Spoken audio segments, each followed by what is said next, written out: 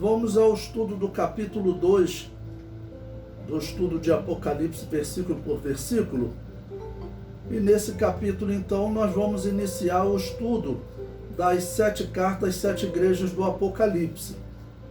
O capítulo 2, ele inicia falando sobre a igreja de Éfeso. Eu coloquei aí no material didático de vocês um mapa do mundo antigo, extraído do Atlas Vida Nova, e esse Atlas ele traça desde o norte do Egito até a região ali de Canaã, onde vocês podem ver Jerusalém, e até aí todo o mar Mediterrâneo até a Itália. E ali no meio do mar Mediterrâneo você pode ver onde ficavam as igrejas da Ásia. O apóstolo Paulo evangelizou essa região na primeira e segunda viagem missionária. Essa era uma região ocupada por muitas comunidades judaicas, e nós vamos ver que o apóstolo Paulo, ao chegar nessa região para evangelizar, ele sempre estava indo nas sinagogas e às vezes enfrentando oposição dos judeus. Então o número 2.1 representa sempre capítulo 2, versículo 1. E o primeiro ponto desse capítulo 2, versículo 1, a igreja que está em Éfeso. Apocalipse capítulo 2, versículo 1 diz: escreve ao anjo da igreja que está em Éfeso.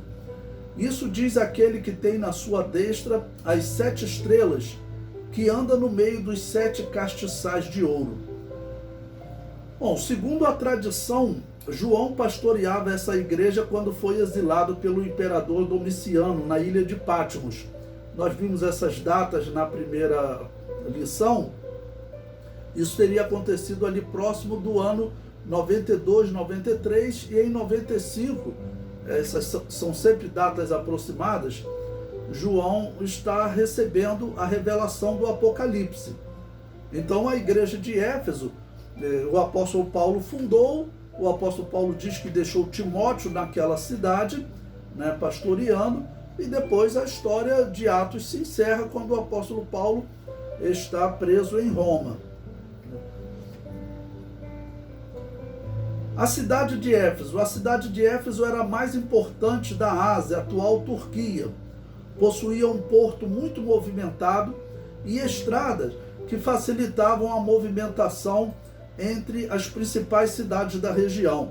Como ela era a cidade mais próxima do mar Mediterrâneo e ela tinha um porto, então os romanos, que eram muito organizados nesse ponto, eles construíram diversas estradas. Então assim, os missionários, o apóstolo Paulo e depois os missionários que ele colocou naquela região, eles tinham facilidade para poder pregar o evangelho em toda a Ásia.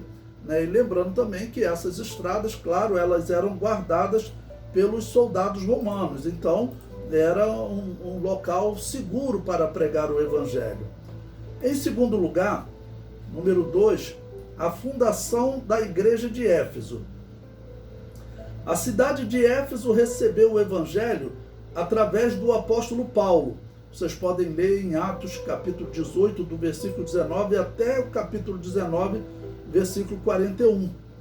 Que tendo que prosseguir viagem, deixou Timóteo pastoreando aquela cidade. Veja, 1 Timóteo capítulo 1, versículo 3. Como te roguei quando parti para a Macedônia que ficasse em Éfeso, para advertires a alguns que não ensinem outra doutrina. Então a cidade de Éfeso, por ser uma cidade de destaque, de maior destaque nessa região da atual Turquia, era uma região muito movimentada, e nós sabemos como acontece em igrejas que vão crescendo, As limitações humanas, muitos cérebros diferentes, interpretações diferentes. Nós sempre dizemos que não existe dom do Espírito Santo para garantir uma interpretação correta das Escrituras. E também nesse período, as Escrituras Sagradas ainda não estavam organizadas. Nós vimos no tópico anterior, na primeira aula. Então, muitos desses cristãos eram judeus, e a interpretação da Escritura judaica até hoje é complicada para os judeus, Então, havia uma diversidade muito grande de interpretação. Em terceiro lugar, eu coloquei aí um centro evangelístico de Paulo. Paulo usou a cidade de Éfeso como ponto estratégico para evangelizar as demais cidades da Ásia.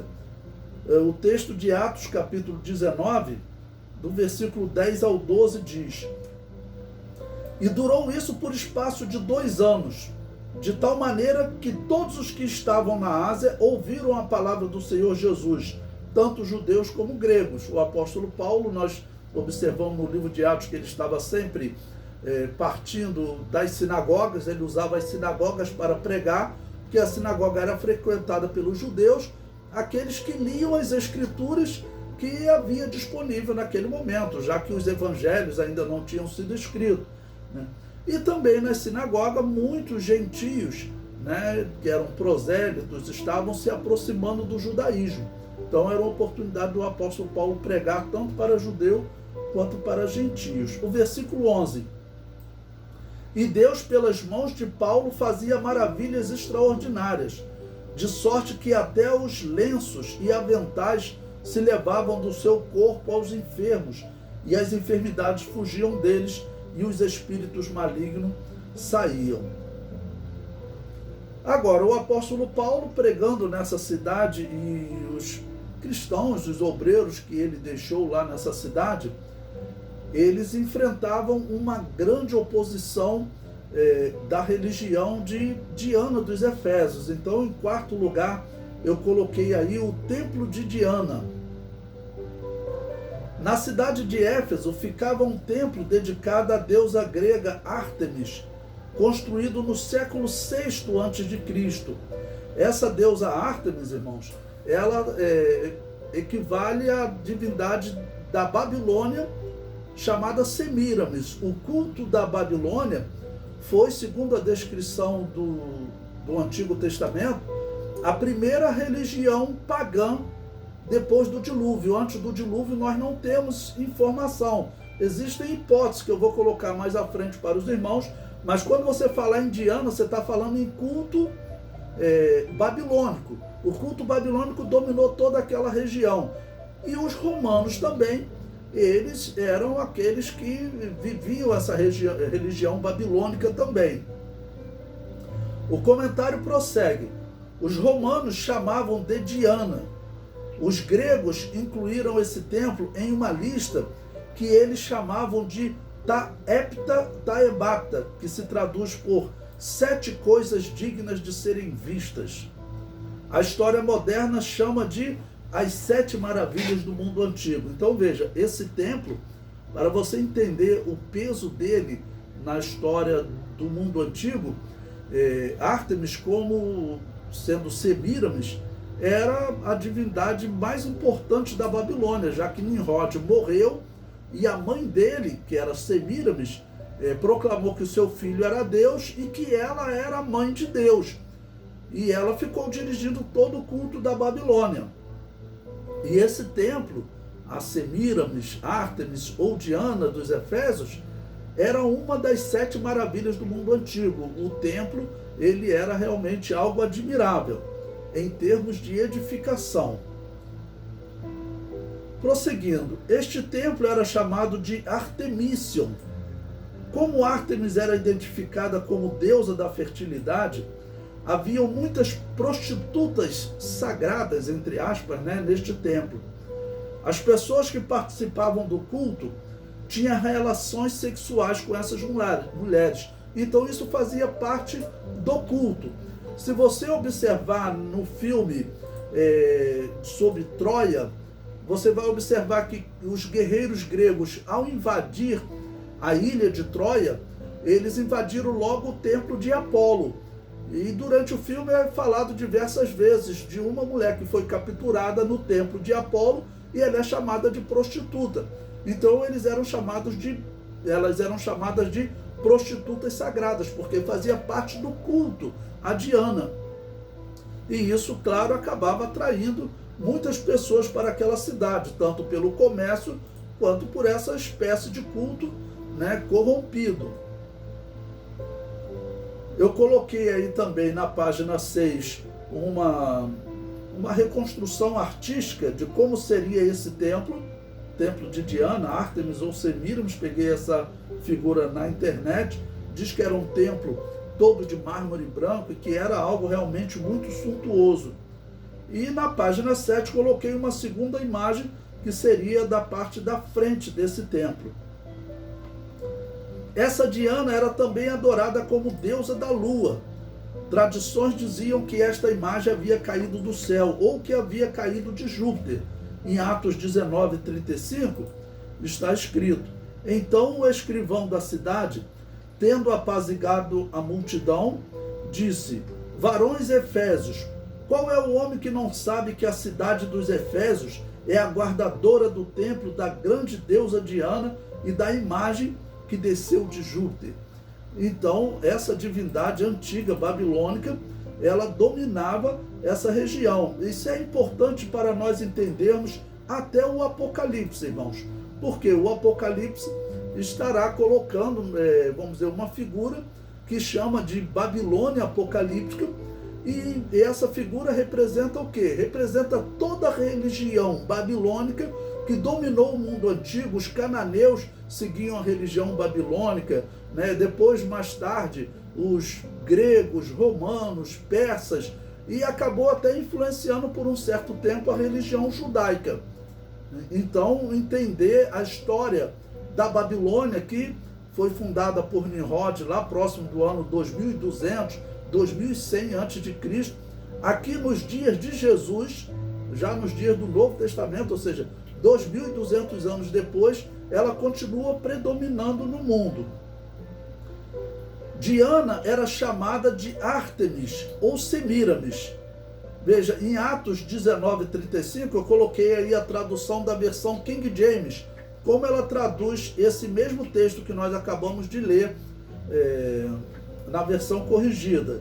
Ele traduz: finalmente o escrivão da cidade conseguiu acalmar a multidão e disse: Efésios, quem não sabe que a cidade de Éfeso presta culto à grande Ártemis e a sua estátua descida do céu? Então, Diana, Ártemis, Semíramis fazia parte, né, do mesmo culto. Era o culto da antiga Babilônia, que dominava o mundo antigo e que até hoje ela tem uma representatividade, né? Para você ter ideia, a estátua da liberdade, ela é ninguém mais, ninguém menos do que Semíramis, ou Ártemis, ou Diana dos Efésios. Você pode procurar na internet achados arqueológicos de Semíramis e você verá que a figura dela é exatamente a mesma figura da estátua da liberdade. Foram os franceses que deram aquela estátua aos americanos. E os franceses também usaram Semíramis como símbolo da sua revolução. Se você procurar o quadro que representa a Revolução Francesa, você verá uma mulher com uma bandeira e os seios de fora. Aquela mulher, eles dizem que é a liberdade, aquela que trouxe a liberdade para os franceses. E quem era? Era Semíramis. Então o culto a Semíramis está espalhado no mundo ainda hoje. Aquela mulher que você tem na sua nota, né, do real, pode pegar nas notas de R$2, a maioria das notas aparece uma mulher. Aquela mulher é também Semíramis. E principalmente, nós veremos mais à frente, o culto a Semíramis, ele está hoje organizado na Igreja Católica. Tudo que era aplicado a Semíramis foi aplicado com aparência cristã, chamando de Maria. Maria passou a ser a mãe de Deus, rainha dos céus, Nossa Senhora, os títulos que eram aplicados a Diana, a Ártemis e a Semíramis, né? Prosseguindo o comentário, ela era venerada por todos os moradores da Ásia e do restante do mundo, para você poder ver como o culto da Babilônia havia dominado o mundo. Veja, Atos 19:27. Não somente há o perigo de que a nossa profissão caia em descrédito, mas também de que o próprio templo da grande deusa Diana seja estimado em nada, visto a majestade daquela que toda a Ásia e o mundo veneram a ser destruída. Na história da igreja, irmãos, principalmente no segundo século, nós encontramos documentos relatando, teve um período em que o cristianismo foi crescendo e que os templos pagãos estavam sendo abandonados. Então os imperadores pagãos, por isso, aumentavam a perseguição aos cristãos. É o que está acontecendo aqui, né, com Diana dos Efésios. Eu comparo esse lugar aqui a esse local que nós temos aqui na cidade chamada Aparecida do Norte, né? Porque o culto a Maria é exatamente o culto a Diana dos Efésios, o culto a Semíramis. Inclusive nós veremos mais à frente que o culto a Maria foi ordenado exatamente na cidade de Éfeso no ano 431 da era cristã, para mostrar que esse é realmente uma substituição. Tudo que era aplicado a Diana, a Semíramis, foi aplicado a Maria. Prosseguindo, haviam muitos ritos na prática de adoração a Diana. Um historiador chamado Pausanias anotou 60. Paulo declarou ter enfrentado bestas em Éfeso. Certamente esta é uma alusão à operação de demônios naquela cidade. Veja, 1 Coríntios 15, 32a. Se como homem combatia em Éfeso contra as bestas, né, algumas traduções diz contra as feras, então o apóstolo Paulo está relatando aqui, vamos dizer, as ações malignas que ele enfrentou naquela cidade. Ali ele correu o risco de vida, tanto pelas mãos de judeus, quanto pelas mãos dos pagãos, porque relatado lá no livro de Atos nós encontramos que eles sentiam a sua profissão ameaçada. Toda a cidade girava em torno daquele templo. Diz a história que aquele templo era utilizado até como banco, como local para se guardar dinheiro, para troca de moedas. E nós sabemos que, infelizmente, os judeus foram os criadores desse sistema no mundo, né? Então, os judeus estavam também nessa região, e nós veremos aí na história como os judeus vão fazer oposição ao apóstolo Paulo e aos cristãos nessa cidade.